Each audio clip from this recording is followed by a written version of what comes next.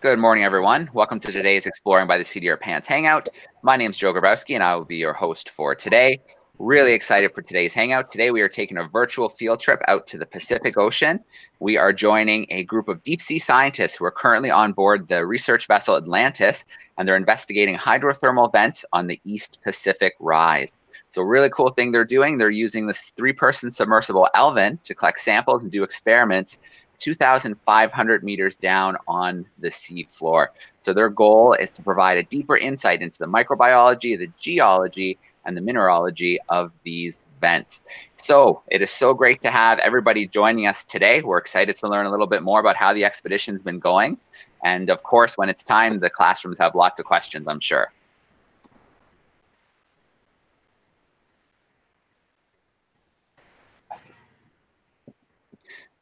So how's everyone doing on Atlantis today?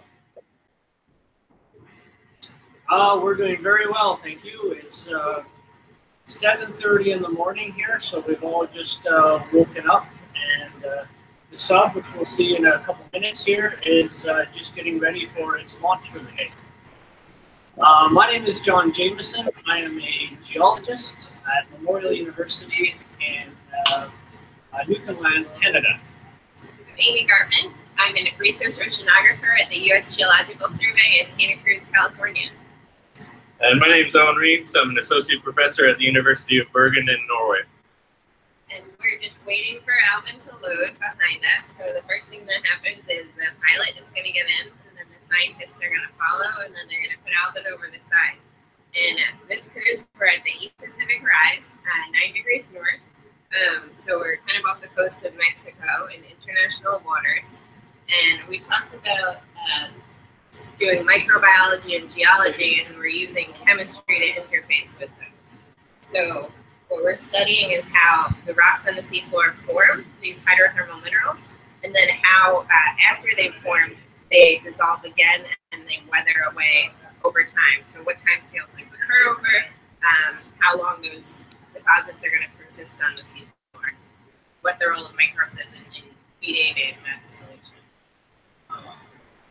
So we've been out here for 4 weeks. Yeah, just about. 4 weeks now, and we pretty much do this every day.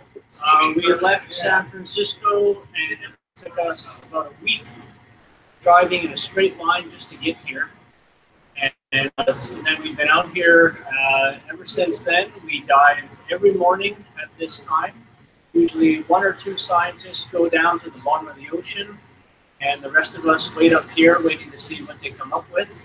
And at about 4:30 or 5 o'clock in the afternoon, the sub reappears, we get back onto deck, and usually it treats for us in the basket in front of the sub, which in this case is mostly rocks that have been picked up from these hydrothermal vents on the seafloor. So we pick up rocks when we're down there, and we have instruments to measure temperature, and we also pick up things like little worms that live on the rocks. And then when they come up to the surface, we then have a busy evening, and sometimes going wholly into the night, 24 hours, working on these samples here on board. So we're loading the sub now, and the people are getting into it. I'm just going to try to show you guys.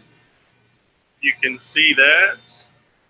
So here's our 2 scientists getting in, right there on the ladder. And so Charles is getting in first. He's leading the dive, and Alison is actually her dive, and they're both taking their shoes off right now because you don't want shoes in the sub. So wave at them if you guys can see. They probably can't see you, but good luck, Alison. So they're loading up right now, and it's going to be like another 5 or 10 minutes probably before they launch the sub. The crane here, and then this giant A-frame is going to, this is the back of the sub, you can see the propellers. We're going to lift that up and over the side and then drop it in the water. And then it's going to disappear beneath the surface a few minutes later. There's a crane here that you can hear, sorry if it's a little bit loud, that's lifting out a small boat that goes and helps Alvin get in the water. Okay, did we just lose them? No. Oh, we still got that. So they're loading right now. Have you guys had a chance to go down in the sub? Yes, over the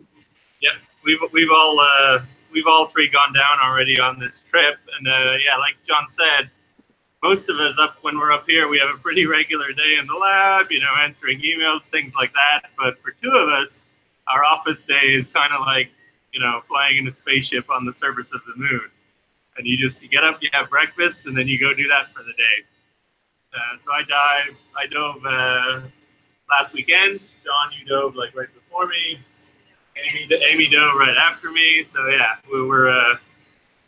we're having pretty regular office days, but the two people going in now are going to have a pretty fun day on the bottom of the seafloor. It takes you about an hour and a half-ish to get down, and then you really feel like you've landed on the surface of another planet. You can see it coming right at you up the windows, and then you got to go to work. You've got a long list of tasks to do on the bottom. We've got a dive plan for every dive, what you've got to collect, what you've got to measure, what observations you need to make, and then at the end of the day, when you're kind of on the way up, which is also about an hour and a half, you've got to radio up to the ship and tell everybody what goodies you got and what we know is going to come up to the lab that evening. So it's kind of fun. The phone always rings in the main lab around the same time, around 4 o'clock, and everybody runs to pick it up to find out what we actually got for the day. And then the sub comes back on deck, everyone has a pretty quick dinner, and then we go to work on samples. So do you guys have... Oh, sorry, go ahead. The most important thing is not to drink too much water or apple juice at breakfast. Dive sub that day. Because it is very, very small inside there. It fits 3 people, but it's 3 people in basically a sphere that's about the height of 1 person. Yeah, it's about 6 feet on the inner side, and subs in the water at 8 and on deck at 5. So you're in that 6-foot diameter sphere all day long. So what you see right now, the 3 of us, this is probably as close as we would be in the submarine. I'm 6'4", so like it's basically what you see right now. 3 little seats right by each other. There's a lot of windows so you can see out. There's a lot of cameras. Still getting ready over there. But there's no toilet. Yeah. That's the important thing.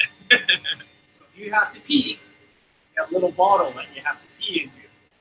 You have to pee into a bottle with 2 people sitting right beside you. Yeah. So that's why you don't drink very much coffee or juice in the morning before you get into the tub. You get a very, very simple lunch. You get usually something like a ham and cheese sandwich and a PB&J sandwich. And I think I got an apple and a Milky Way bar, and that was it. That's your office lunch for the day. It's like a picnic at the bottom of the ocean. All right. Well, it sounds like the astronauts have it a little better. At least sounds like they have a little better bathroom facility than you guys do. Yeah, that's true. That's true. All right. Well, as we're waiting for the sub to launch, do you guys have, maybe each of you have a highlight of the expedition so far you want to share? Yeah, sure. So I brought with me. I hope I can do this so that you guys can see. But this is one of the rocks that we collected from the seafloor. Maybe when we go out into the sunshine, we can look at it again. But I'm not sure. I'm trying to hold this up so that you can see it here. But this is what a hydrothermal vent looks like on the seafloor. There we go. Now we got some light on it. Oh, there we go. All right. So unfortunately, that really gold-looking mineral you see is not gold. Wish it was, but it's not. It's a mineral called chalcopyrite, which is a copper and iron-rich mineral. And this is what the insides of these hydrothermal vents look like. Oh, the black smoke would have been coming out of here. Right. So there's a hole here, so the fluids are coming out. Do we have a video of yeah. Do we want to show that right now? Yeah, do it. Okay, we're just going to show you a video of what this will actually look like on the seafloor. All right, sounds good.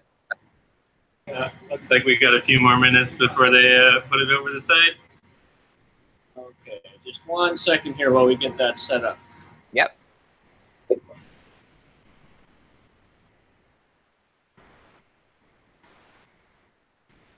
Okay. There we go. Can you see this? We've got it. Yep. Okay, perfect. You hit play. So you can see the arms of the Alvin underneath. It's doing stuff. And there's your black smoker there in the background. So the black smoke is coming up. So what I showed you would be where that smoke is coming out of the seafloor there. Inside there would be these really shiny minerals like the one I had in my hand. And so the black smoke is actually not smoke, but what's happening is seawater is getting heated as it's traveling through the Earth's crust, and it's changing some chemical properties. It's picking up metals from the crust, and then when it mixes with seawater, it's precipitating the rocks that John's showing you, and then the smoke is actually really small particles of the same minerals that are forming the chimneys. So the smoke forms the basis of these ecosystems. This system, there's not much living, but if you've ever seen tube worms, it's a little bit deceptive here. So if you look at this footage, you guys probably see a lot of white. A lot of that white stuff is actually microbial life. It's the stuff that you can't really see with the naked eye. And those are little microorganisms that are living on the outsides of these structures and harvesting the chemicals in the fluid, things that we would find toxic. And it depends on the structure. Sometimes there's larger animals. This one doesn't particularly seem to have larger animals, but they're usually pretty close by. I think you can see some on the upper right screen, small tube worms and things. Okay, we're getting close to putting it over the side now, it looks like. So the bacteria are the plants of the ecosystem. They're the primary producers, but instead of using photosynthesis like plants use, they're using chemosynthesis based on all the chemicals that are coming out in the smoke. All right, very cool. It really does look like another planet. It's pretty cool to get a chance to hang out with some aquanauts. And I think a lot of classes probably don't know, we've got better maps of Mars and the moon than we do of our ocean floors. So a lot to explore. Exactly. And that really hits you in the face when you go down there, because with the lights from the submarine, even with the really cool lighting and cameras that we have, you can only see about 20 feet on the seafloor. It's complete darkness. It's like darker than space. So here we go. We're going over the side. Try not to trip on the railway lines. So now they're lifting it up. You guys can see that. And you can see the little boat in the water that's going to be helping Alvin get ready for dropping. You can see the propellers turning a little bit, probably. So now this is the fun part of the office day for the 3 people inside, 1 pilot and 2 scientists. So you can see 2 people standing on top. They're the swimmers. They're getting everything ready, last-minute checks. It's a little bit different from snorkeling. There's 1,000,001 things to check on a submarine this complex before it goes as deep as it's going to go. It's going to go 2,500 meters, or about 1.5 miles down now, starting in a few minutes. We're just doing some last checks, bringing it back in just a little bit. Everything needs to be pretty much perfect before it goes in the water. Oh, there we go. And our lack of knowledge about these systems is really driven home on this trip, because of all the hydrothermal systems in the global ocean, where we are right now is probably the best studied, and we're still discovering new vents and chimneys that nobody's seen before, even though, like I said, this is the best studied system in the global ocean. So most sites have only had 1, 2, or completely 0 expeditions. There's plenty of hydrothermal systems in the oceans that we infer exist but have never actually seen. So there's a lot more discovery still to do. And we've been this field, in terms of how long it's been going, we've known about these black smokers for about 40 years now. Actually, this cruise is the 40th anniversary, coming up on the 21st of April, of the first real picture of a black smoker. So we've been seeing some beautiful images down there on this trip. So they're getting ready. It's just hanging off the back of the ship now, and they're going to be lowering it soon on this really big rope that you see. Everything's ready. Starting to let it free a little bit. So yeah, thumbs up, and here we go. Swimmers are in the sub to help it detach from the ship. So now it goes. There it goes.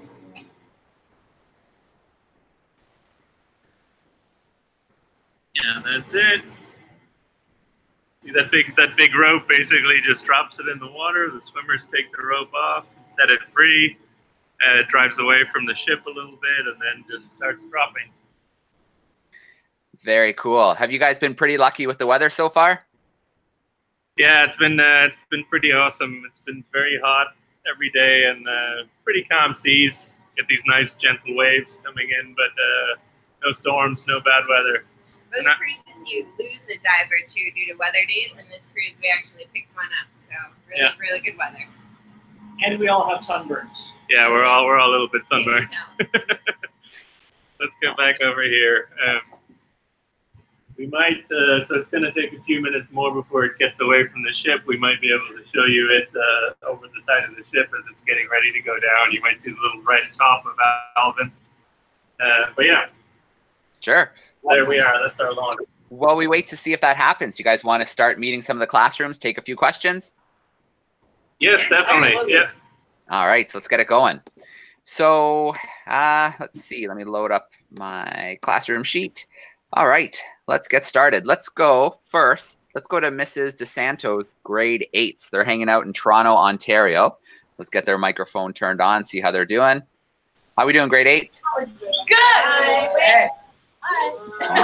Right. Awesome. Who's got a question for the scientist?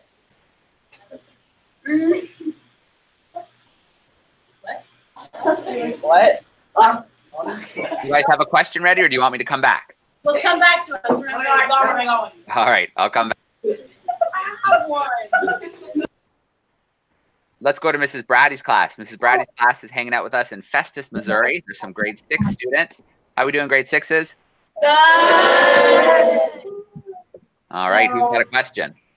What happens if you have a bathroom emergency at the bottom of the ocean? What kind of emergency did you say? A bathroom emergency. Oh well, like as John said, you can actually use the bathroom down there. You can pee. More complicated things, you got to do what you got to do. We're all human, and there's a curtain. Basically, that's about as private as it gets. But it's like putting a curtain between the three of us right here. So you just got to do it. Everybody has to deal with it, and everybody goes down. So If you fart, then everyone else gets mad at you. yeah, you don't want to do that because you're breathing the same air for about 8 or 9 hours, and so they just add a little bit more oxygen to it, and they remove the carbon dioxide. So it's the same air for the whole time you're down there, pretty much. But if it's a real emergency, then the sub can come up to the surface quite quickly. Pretty quickly. If it needs to. But fortunately, that doesn't happen very, very often. Yeah, People usually careful what they eat the night before they dive the next day. You're also too busy to really think about the bathroom, I've found. You're too busy or excited, or it's just not something that enters your mind. All right. Well, let's jump to another classroom. We've got some grade 6, 7s hanging out with us in Jonesville, Virginia. Let me get their microphone turned on. How are we doing, Virginia? Wave at them. Say good. All right. Just look right there and ask your question. Okay. Have you ever made any new discoveries recently?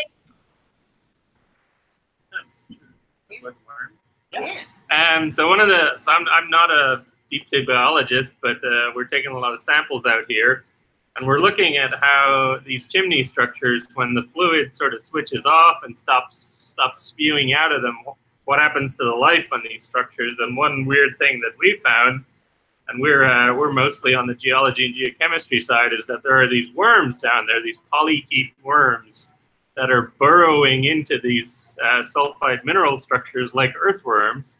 Earthworms do that in soil because they can eat the organic material in the soil, and we've been pulling some pretty alien-looking worms out of these structures down here, which is it's been freaking some of us out.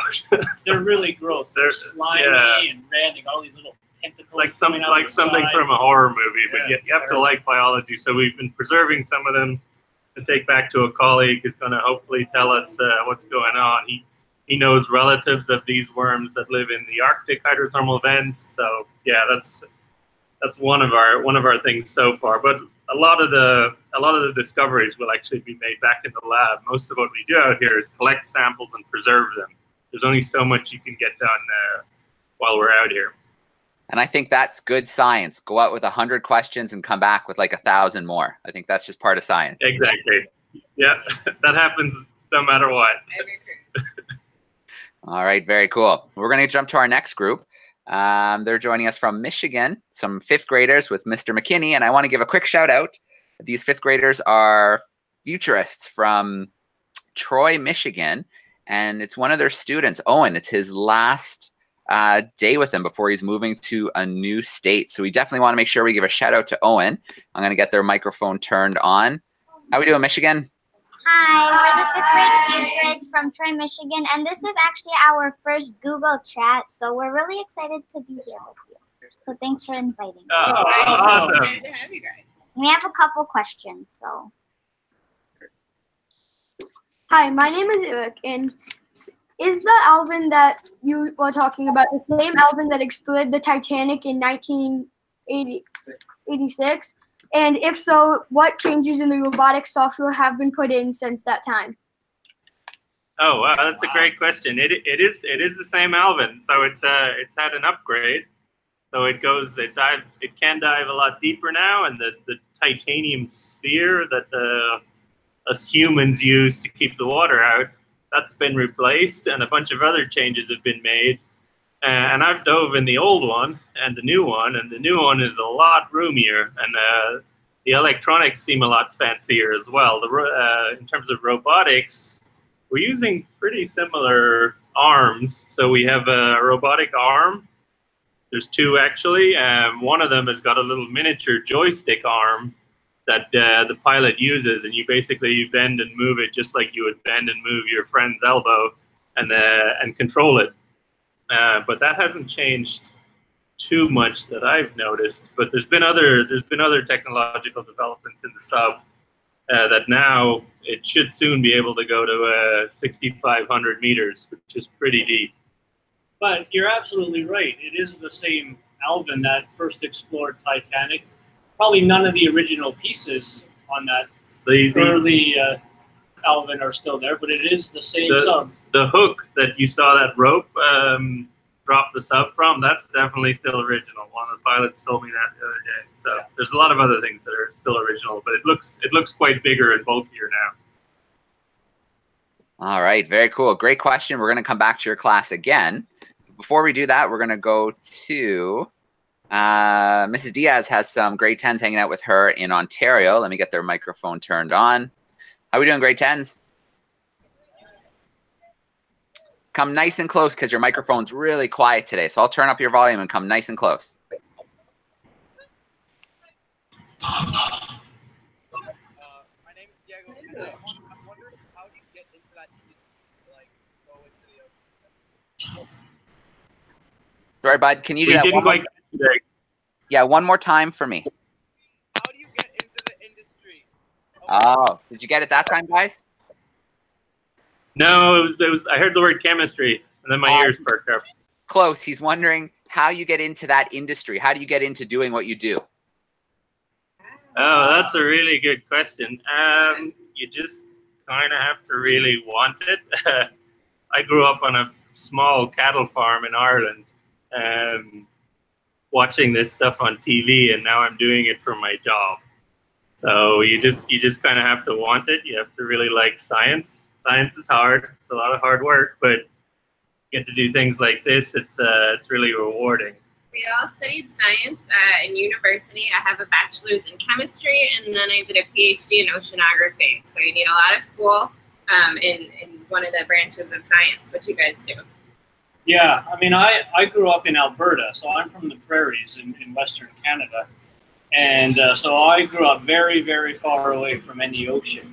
But I think we all sort of said the same thing. If you're interested, you just pursue it. A lot of reading and a lot of, science class is really important. And, if you really enjoy what you're doing, then it can take you wherever you want to go. And I don't think any of us really planned on having a career like this, but this is where our interest took us, and we really love it, and so here we are. Yeah, you have to really like learning, and you have to not be afraid of it. And it's pretty easy when you're learning early on. There's so much out there. It can really be intimidating, but you just have to, I don't know, at some point I started looking at everything like it was a Sudoku or a crossword, and then it starts to get really fun. Then you become kind of science addicted, and then we're out, and then I'm out here pulling worms out of the deep sea rocks. Just keep asking questions. Yeah. All right. So I think those are some excellent points. Stay curious. And you know what? Sometimes we lose our passions as we grow up. So I think it's important, if you're passionate about something, to follow it and see where it takes you. All right. Sarnia, Ontario this time. We are going to go to the tools class. There's some grade 6, 7s hanging out with us. How are we doing, 6, 7s?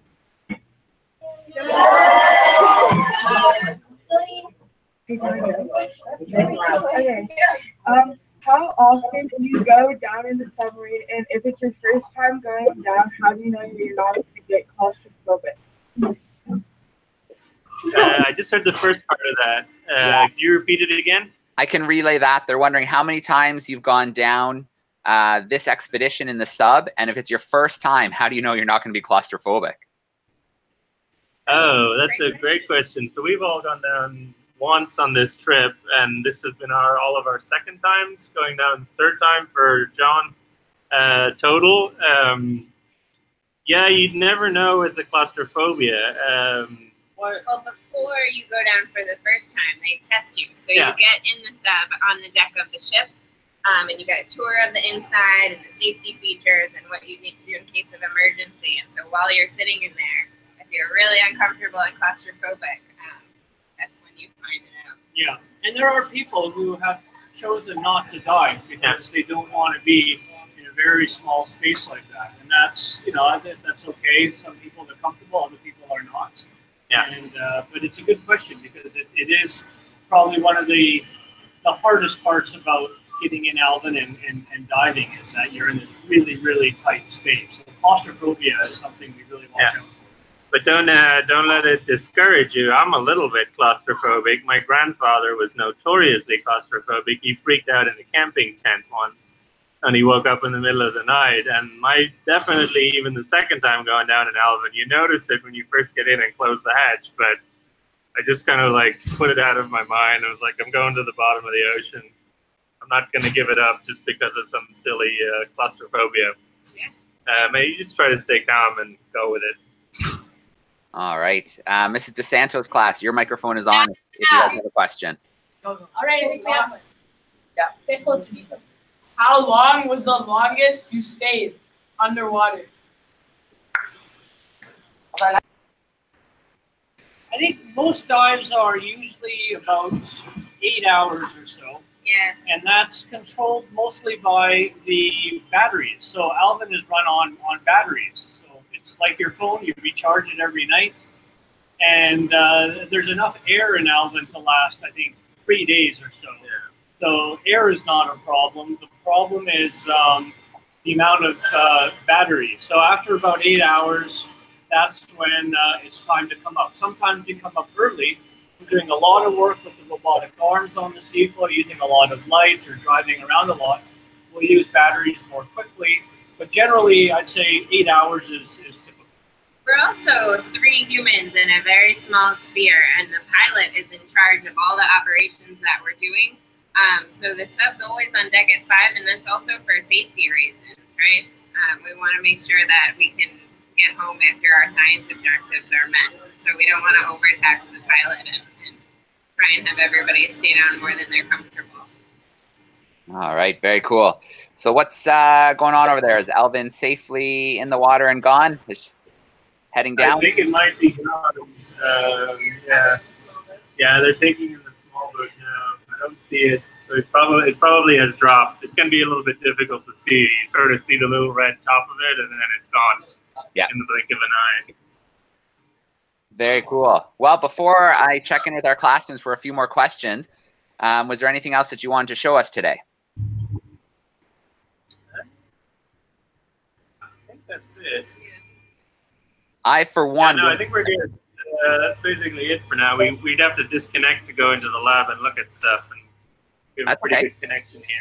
Yeah, I for one wouldn't mind another view of that sunshine up here in Ontario. Some of our other classes in Michigan. It's a little bit cold right now here. Yeah, let's go. Let's go show you the sunshine. All right. So yeah, it's as you can see, we're all wearing shades. There's a little bit of a pool on the back deck here, just in the corner there that you can cool off if it's getting too warm. And then it's I don't know what temperature is it today. It's like it's 85 here.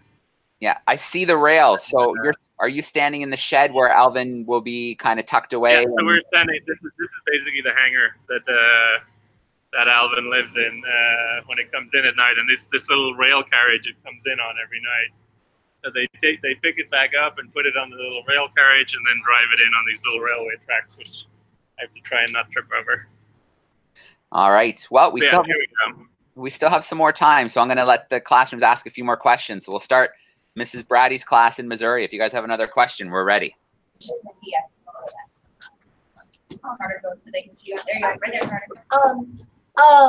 What's like the oldest discovery you've ever made?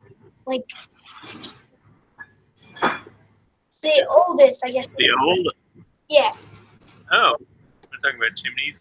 The oldest discovery? That's a good question for John. Yeah. So what I do, one of my main jobs here is to figure out how old these chimneys that are forming on the seafloor are, and we use radioactive isotopes to. If you ever heard of carbon dating, for example, we use the same sort of techniques to determine how old these chimneys are on the seafloor. Here on the East Pacific Rise, they're actually quite young. We think they might be tens to maybe hundreds of years old. But other places around the world, these sites can be hundreds of thousands of years old. So it really depends on where we are. But it's an excellent question, because trying to understand how old these deposits are tells us a lot about the biology that live there and how fast these things grow. It's also difficult here to find very old things, as John said. One of the reasons for that is that it's okay. That's a little bit out more. Okay. One of the things that happens here at the East Pacific Rise is that it erupts a lot. So there's a lot of magma eruption, lava eruption on the seafloor. It happens almost about every 10 or 11 years.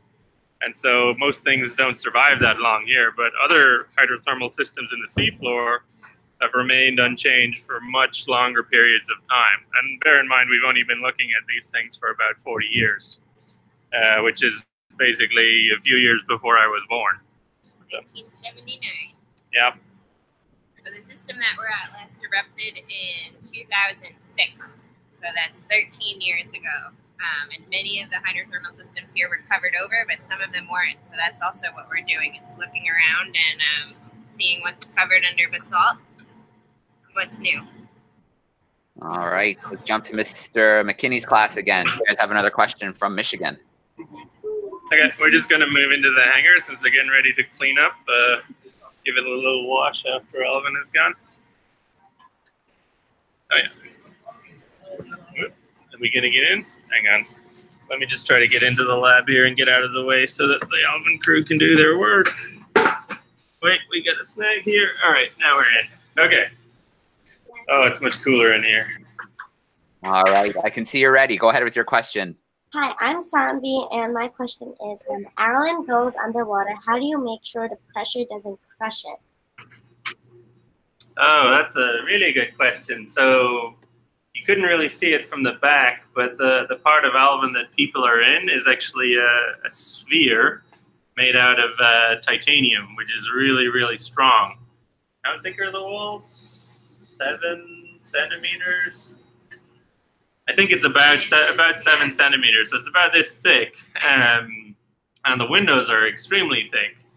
And so that material is designed to withstand at least 1.5 ocean depths. So Yeah. it's pretty. It's well beyond anything we could actually physically go with the submarine. So when the engineers were building Alvin, that was a question they really had to think about: is how safe can we build the sphere and make sure that we're not going to have issues with it. So everything is designed above specifications. Yeah. So you don't actually feel the pressure inside at all. It doesn't. The ball doesn't. Get any smaller or anything like that. You just close the hatch, and then you're sealed off with the same air that when you close the door. So. All right, we're gonna take a trip back to Virginia, Mrs. Nicodem's class. If you guys have a follow-up.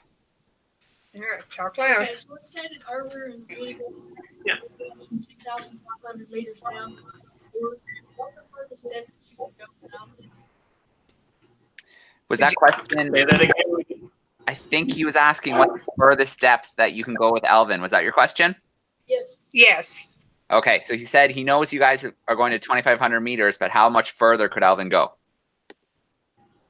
So since the upgrade, Alvin's been working on having greater depth capabilities. So Alvin's actually going to go back into the shop later this year and be upgraded to 6,000 meters. 6,500. 6,500 meters.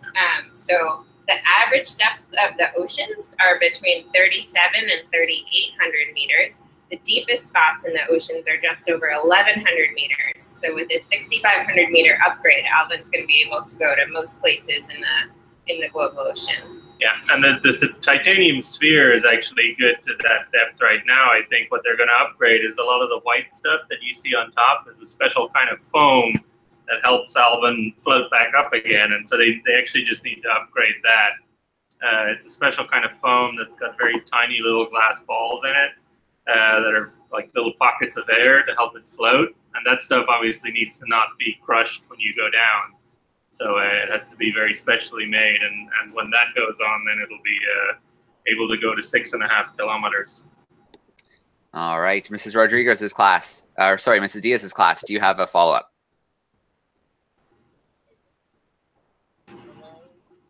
Hello? We- I was wondering what happens if Alvin breaks down at the bottom of the ocean. Good question. So he's wondering Excellent question. if Alvin breaks down at the bottom, what's the procedure? Yeah.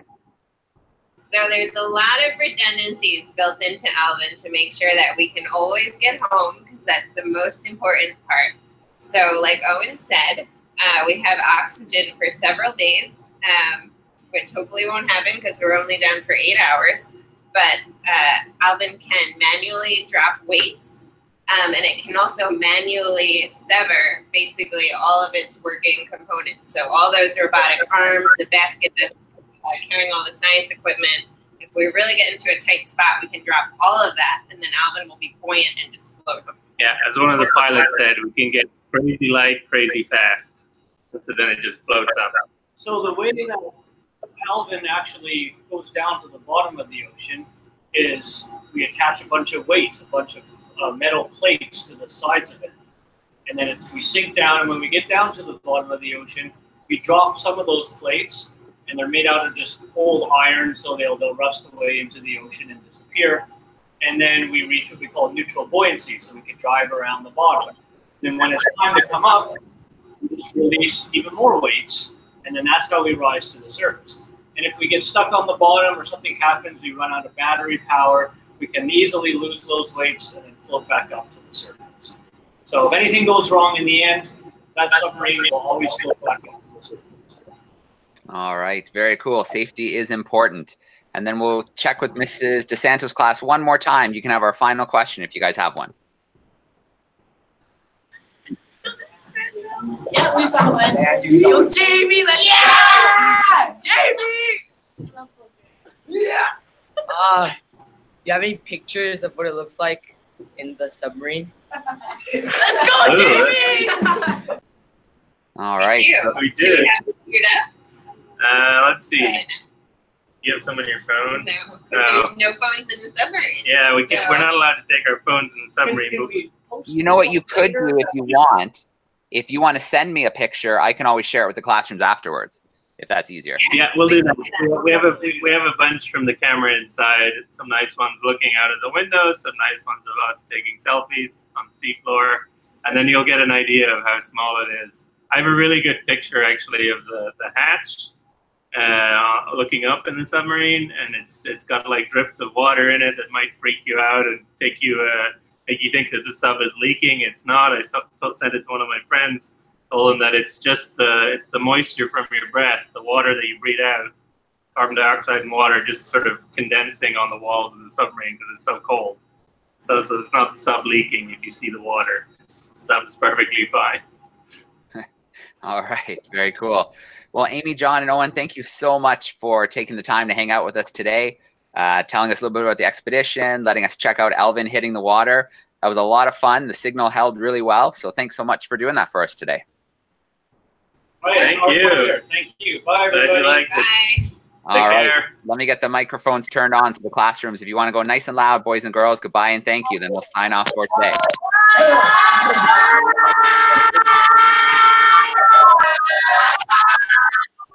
All right, perfect. Thanks everyone for hanging out, and we look forward to another trip to Atlantis tomorrow morning. So have a good day, and we'll see you again soon.